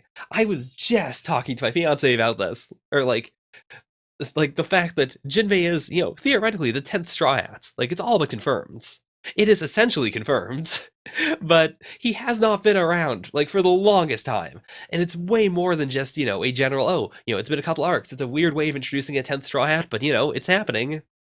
Like, he's been away for so long, and he hasn't been here for most of Wano. It feels so weird. Like, he's gonna show up now, like, now we've addressed it, but still, I was getting worried for a bit. I was wondering. I'm sure he'll come if he's alive. Yes, he's alive. He'll come. Hard cut to Jinbei being dead. Okay, never mind. Just transition.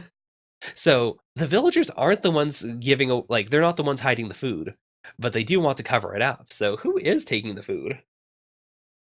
Like, I guess, like everyone else, I think we all expected that Ashura Doji was, stealing, supplies and secrets for the big day.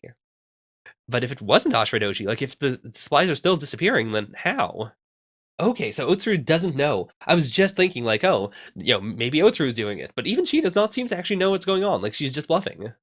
Oh, they're gonna bring up Luffy, right? Which could be a problem. Oh boy, these are some rough designs. I mean, this one looks okay, but it's also very far away. I'm sure once we see it in person, it's going to look terrifying. Hmm. I mean, usually I would say something like, "Oh, it's made out of atom woods. There's no way the Thousand Sunny would be annihilated like that." But we did, like last arc, we saw the Sunny being annihilated. Like Big Mom was just tearing it apart. I mean, to be fair, it's also Big Mom. But then we also didn't get like a big arc of them repairing it or anything. So, I mean, what are the rules? Can the Sunny survive this? Who knows? Like, actually, I would probably bet on them, like, on the Sunny not surviving this. Or rather, like, it's damaged so much they can't sail with it, because the climax of the arc is going to be, Wano being taken over once more by the rightful heirs, and Momonosuke rising to the throne, and then, like, the super greats, like, workers of Wano all coming together to rebuild the Sunny, even, better than it was before. Right, but I hope this chapter ends with us learning. I mean, it might be too early to learn how it is that Orochi knows, but that'd be nice to know. Right, he made it out to be a joke, but the intel is solid. So it's intel. Like, from the way he's implying it, and I could be wrong, it seems like Orochi was told about this like a long time ago. And that's why he seemed to be so paranoid. Like, it wasn't that he was initially actually paranoid, it's that someone straight up told him the truth. And he believed it all this time, but he just looked crazy for the longest time. Okay, now we're back to the present. It's just the nine going to ford the ocean alone, I guess. Like, I don't know how they're going to get through this. I don't believe in this arc we've been given a pathway. We haven't been given a plot point where it's like, oh, this thing would allow 10,000 men or more to to both break out, to make their number swell so high, but also like they don't have enough even for the 4,000 they actually have to actually like make it across. I mean, I guess it could be the opposite. It could be that just the nine will go, and because it's just the nine, like, no, that doesn't make any sense though. I mean, yeah, if we hadn't come across Lord Odin, we would have never been proper samurai. We were all untested youth, which is why, to the very last moment, we wished to be Lord Odin's samurai. I mean, yeah, that earns the chapter title for sure. Oh, 39 years ago in the Flower Capital. Hide your daughters, hide your wives, hide your kids. Kosuke Odin has returned. And of course, in classic One Piece fashion, it seems like it's going to be super cool and super scary, but nope.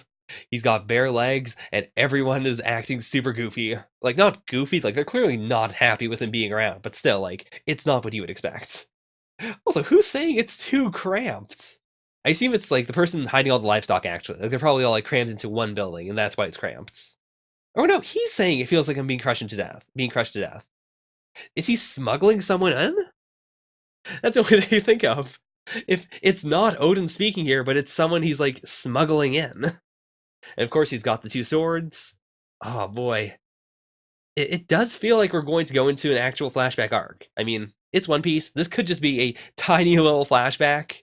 Like, I assume we're going to get a bit more of it in the next chapter, but we could go right from that out to, a normal chapter. If they're going to do a flashback arc, it's gotta be now, right? It's gotta be. There's no way they would wait any longer. Overall, good chapter of One Piece. Like, it's not everything I wanted, but in terms of a normal One Piece pace, like, it was good. It followed the correct pace.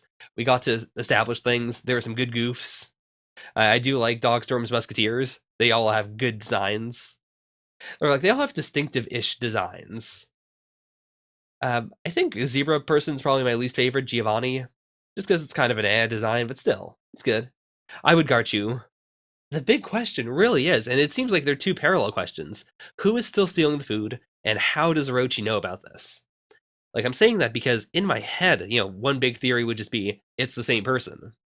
Like, someone is still around from back then, they're leaking information to Orochi, but they're doing that in order to gain his trust, or in order to subtly mislead him. And because of that, that's opening up blind spots that'll allow the resistance to actually fully rise. But then, like, why wouldn't they communicate to the other scabbards? Anyways, in terms of ranking, let's see, where would I put that? It was, I feel like it was like a solidly middle-ish chapter. I liked it more than One Punch Man for sure. I don't think I liked it more than Spirit Busters, so right there, perfect. All right, we are back, hopefully for the last time. This is Dr. Stone, Z equals 126, three-dimensional stratagem. It's been like 4 or 5 days since the last time I recorded, so I've gotten better. Hopefully my voice doesn't sound awful, and I'm not going to cough constantly. Well, my voice is still going to sound pretty bad because I'm nasally, but whatever. We've got Kirasame here right in the middle. They've decided to make her look more dangerous by giving her, like, devil horns, which... Not totally sure why they would do that instead of just, like, making her hair more snake-like, to signify the Medusa parts. We've got Mo's over here, like, reaching towards her pouch. Obviously not trying to really steal it because she's got it in her hand, but I guess just to, like, signify that that is his ambition. Like, he wants to get his hands on it. And we've got Senku over here with the controls for the drone, which, again, like, it's all metaphorical because we know he's not going to really pilot it. So, interesting cover, but, like, it's not metaphorical enough for me to be able to, like, really do a lot with it. It's just very slightly metaphorical. Ah, that's actually really cool.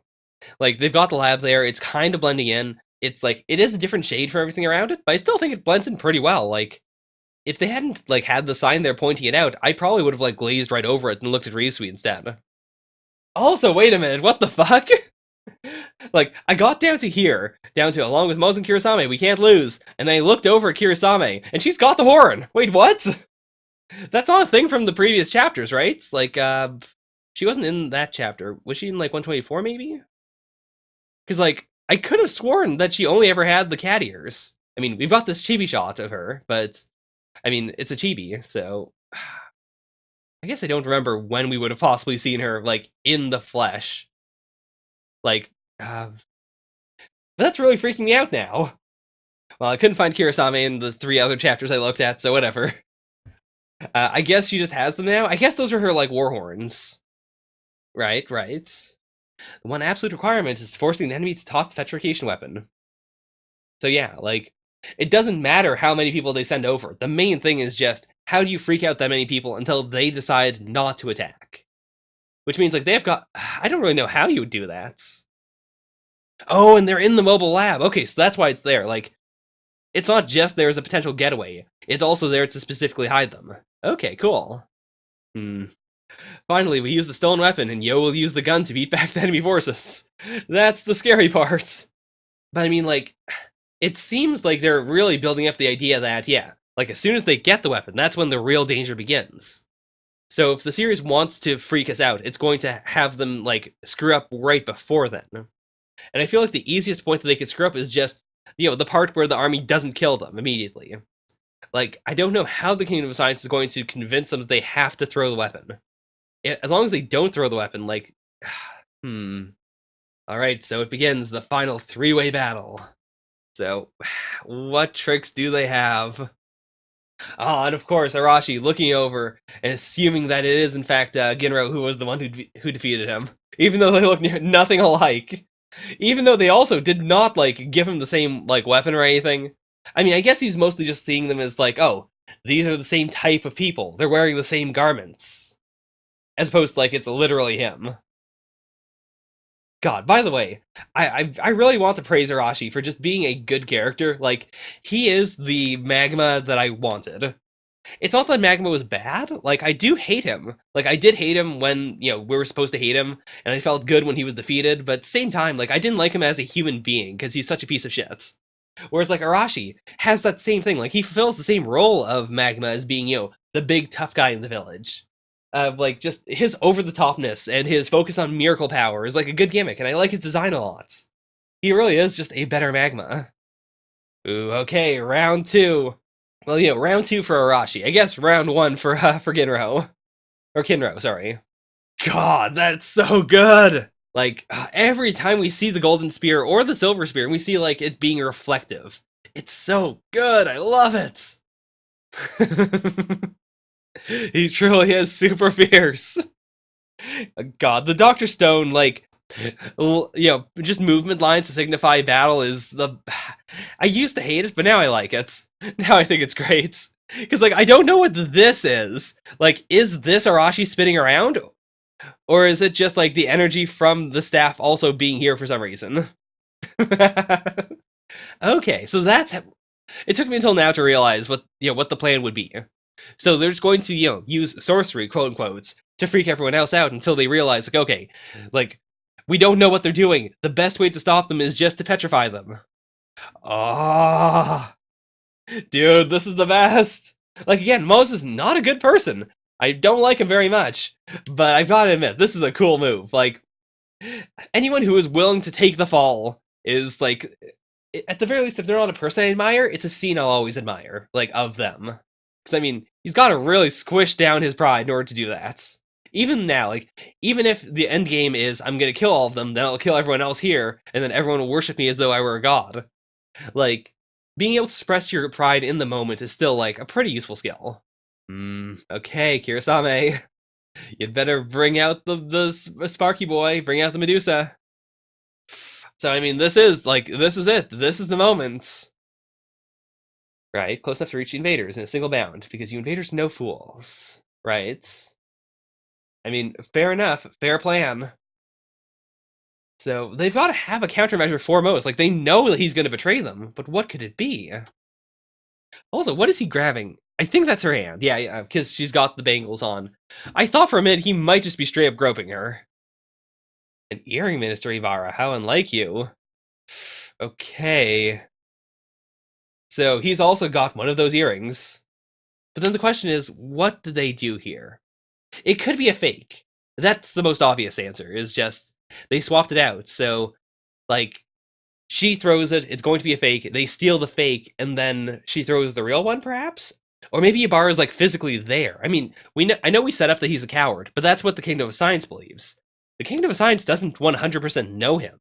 It's completely possible that he's brave enough to run over and, hear their signals and then toss it. Yeah, we're gonna win. Oh boy. Oh, and that's the end of the chapter. Jeez. Alright, so theories. I mean, I kind of just said it. So Ibarra's most likely, like, I'm gonna say it's a fake. I think that's the easiest answer. Is he made a fake version? Obviously, like, upon close inspection, you'd realize it's. Actually, this one might be the fake. Now that I think about it, because, like, the real one, from what we saw, it has, like, all these, like, little etchings on it. It's possible this is just, drawn more simplistically by Boichi because it's small, because why would he put that much, all the detail onto it if we're not focusing on 100%? But it could be a fake. Or, just like a piece of metal that he twisted into a vaguely similar shape, because again, how would they know? No one's actually seen it, like, super up close and personal. Like, close enough to completely distinguish it. Also, where's the rope tied to? Because, like, it doesn't look like she's holding it. So is it just, like, on a pouch, or, like, is it attached to her belt, maybe? But yeah, that's my theory. Secondary theories could be that, I mean, she could just have it on, like, in another pouch. It could be they grabbed it with the drone, and then she's like, ah, yes, that's your gambit, and then she pulls out the real one and also throws it. I do really like, I've been thinking about this for a moment. The power team is in here. Like, they're in the mobile lab. And partially, I assume that's just because it's hidden away, it's camouflaged. But, worst case scenario, if she does have the real one, or if it gets triggered in midair by accident or something, if everyone gets turned to stone, theoretically, they're far away enough. Like, all of them plus, boy, oh boy, Rizui, like, they're all potentially far enough that they wouldn't get frozen.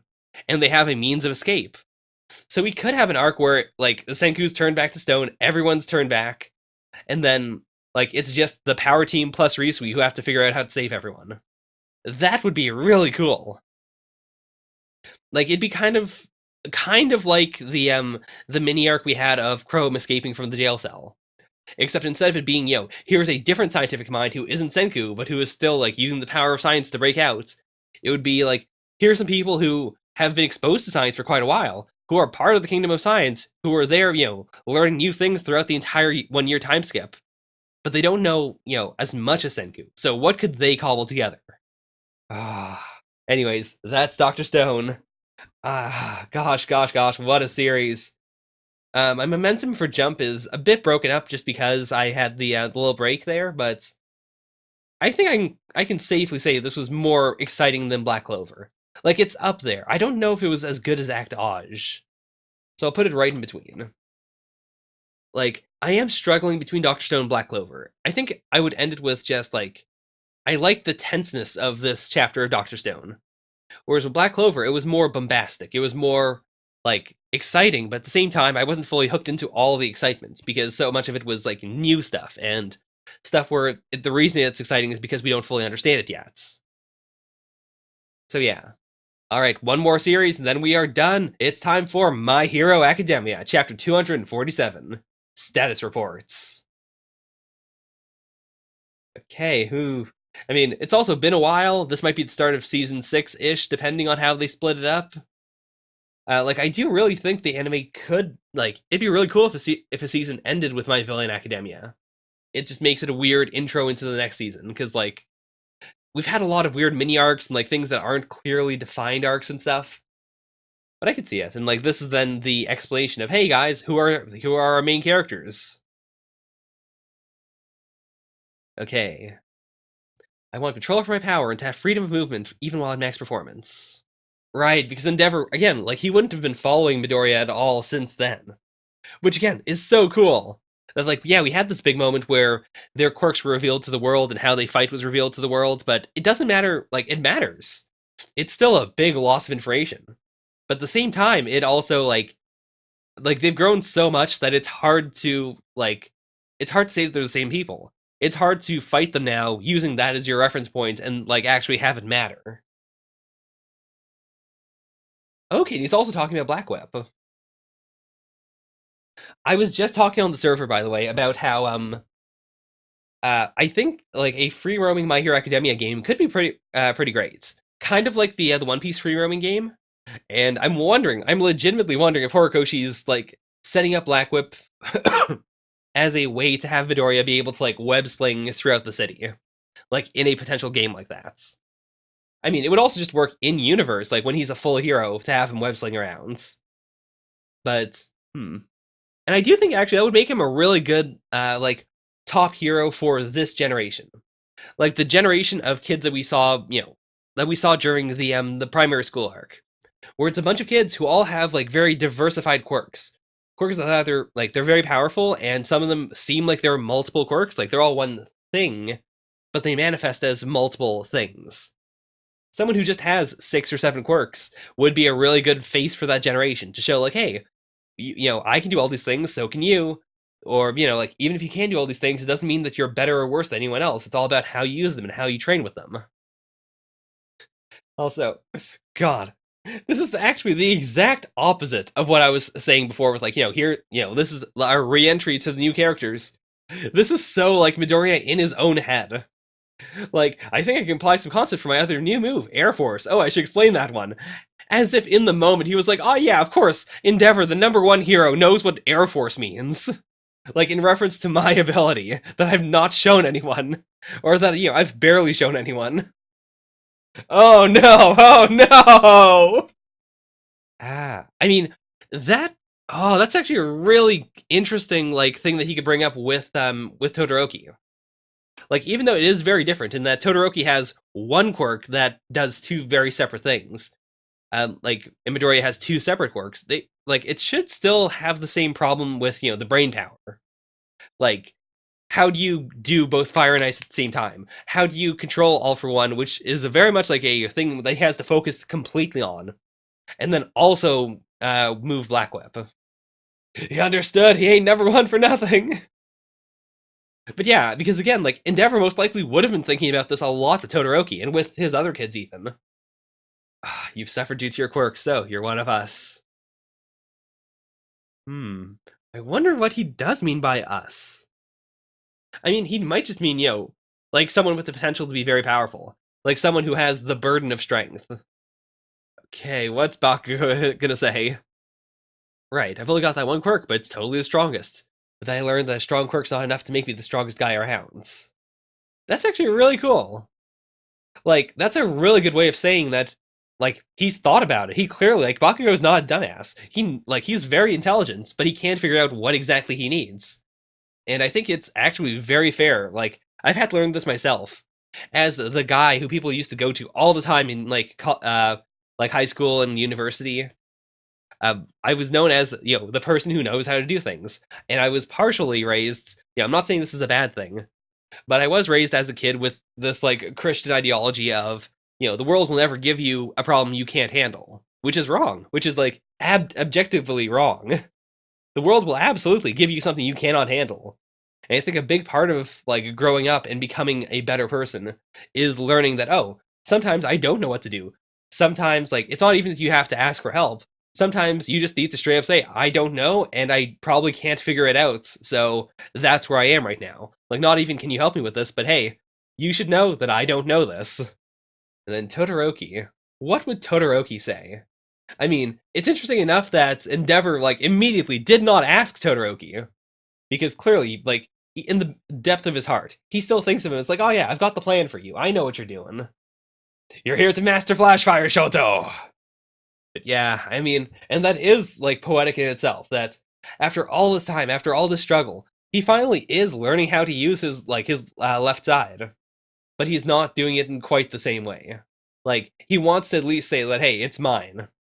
I'm not doing it because I want to be, powerful for your sake or for your dream. I'm doing it for me.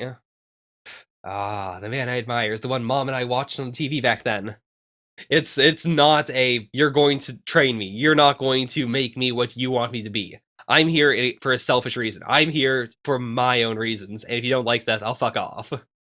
All right, so they've drawn the battle lines. I mean, I guess that does make sense. Like, in the same way that if you were setting up, like, I guess you can also split that vaguely into fire, ambulance, police, vaguely. Like, rescue is more firefighter-y. Evacuation, battle. I guess paramedics don't really have a, like, parallel in hero work. Like, evac and battle are both very much police work. And I mean, like, his agency's big enough that I assume he does, like, even though they do tackle all three, I imagine he does have, like, a bunch of people who are better at one than the other.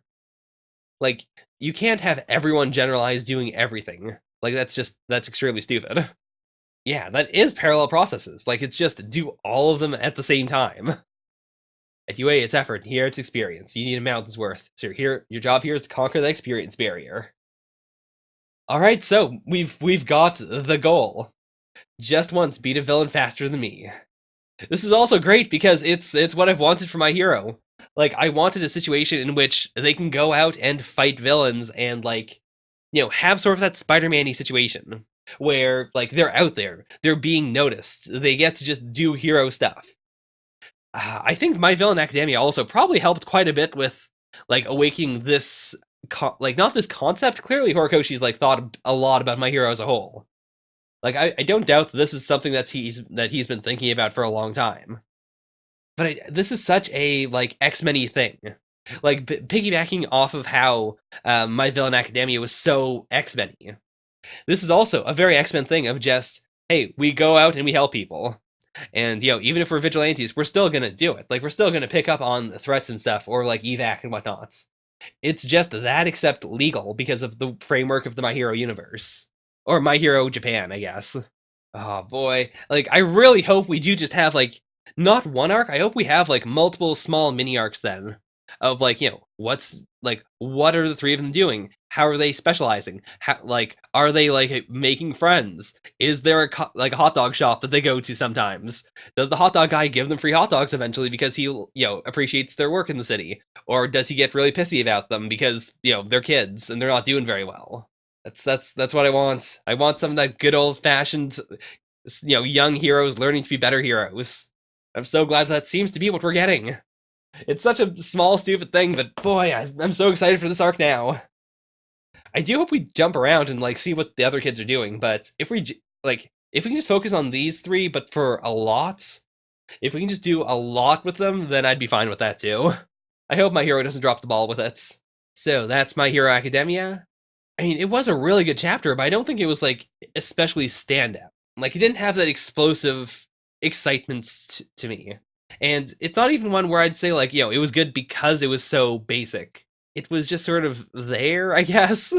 Like, it was very necessary, and I enjoyed it. It wasn't a bad chapter, but it's very much a chapter where, like, I would read it in a volume if the entire series was out already as volumes. I'd read it, and I'd be like, okay, fine. And then I would immediately read the next chapter. Whereas, like, there's a lot of My Hero chapters where I would sit down at the end of each chapter and just think about it for a while. I probably would not dwell on this one very long. I'd say around One Piece. I don't know if I'd put it above or below, though. Alright, so that's Weekly Shonen Jump. Let's check out those author comments, then get out of here. I ate dragon fruit in Akebi for the first time. Dragon fruit is wonderful. What's Akebi? Autumn mystery fruit in Japan. Akebi. Okay.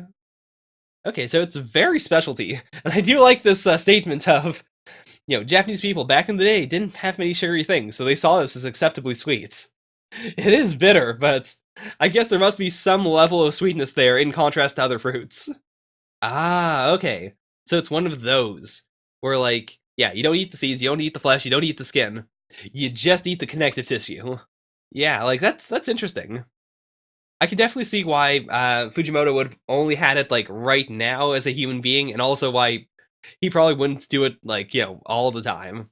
Dragon fruit, though, is, like, way more common, right? I mean, it's more common in Canada, and, like, clearly we're importing it. Like, we don't grow dragon fruits.